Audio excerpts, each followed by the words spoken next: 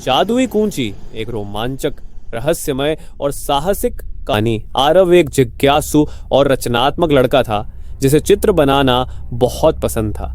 एक दिन वह अपने दादाजी के अट्टारी में गया और वहां एक पुराना लकड़ी का डिब्बा मिला। अंदर एक धूल भरी कूंची ब्रश थी जिसके सुनहरे रेशे चमक रहे थे। उसके पास एक पुराना पीला पड़ा हुआ नोट रखा था।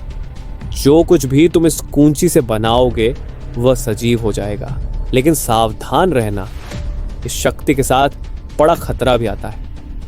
आरव की आंखें चमक उठी। उसने जल्दी से अपने कमरे में जाकर कूंची से एक छोटी नीली चिड़िया बनाई। जैसे ही उसने कूंची उठाई, चिड़िया फड़फड़ाने लगी और चहचहाने लगी। फिर उसने एक सेब बनाया और चमत्कार, वह असली की तरह दिखने लगा।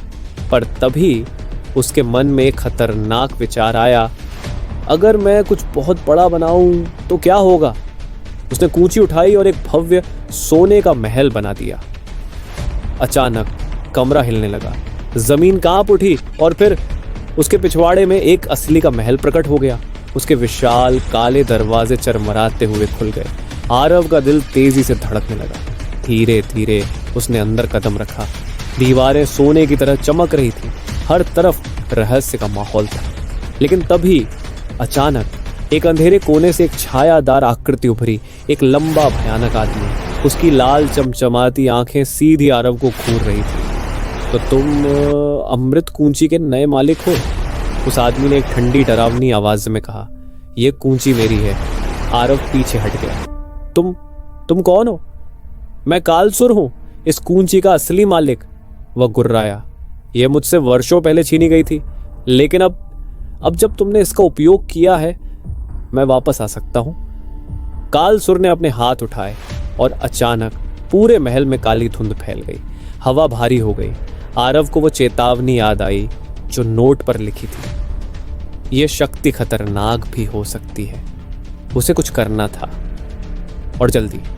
आरव ने झट से कूंची उठाई और जल्दी से एक मजबूत स्टील का पिंजरा बना दिया। पलक झपकते ही कालसुर उसमें कैद हो गया। नहीं, कालसुर गुस्से से चिल्लाया, तुम बच नहीं सकते छोटे लड़के, ये पिंजरा मुझे हमेशा के लिए रोक नहीं पाएगा।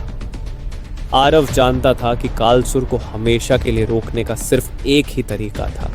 उसने आखिरी बार कूंची उठाई और जमीन पर एक बड़ा घूमता हुआ काला भंवर बना दिया। भयंकर चीखों के साथ कालसुर उसमें घुस गई। नहीं, ऐसा नहीं हो सकता, वह चिल्लाया और फिर देखते ही देखते वह भंवर में समा गया और उसके साथ महल भी धीरे धीरे गायब हो गया। आरव ने अपनी आंखें खोली। वह अपने कमरे में था। उसकी सांस तेज चल रही थी। उसने नीचे देखा। अमृत कूंची अब भी उसके हाथ में थी, लेकिन अब उसकी सुनहरी चमक फीकी पड़ चुकी थी। आरव ने गहरी सांस ली। उसने कूंची को धीरे धीरे लकड़ी के डिब्बे में रखा और उसे अटारी में ले जाकर ताला लगा दिया।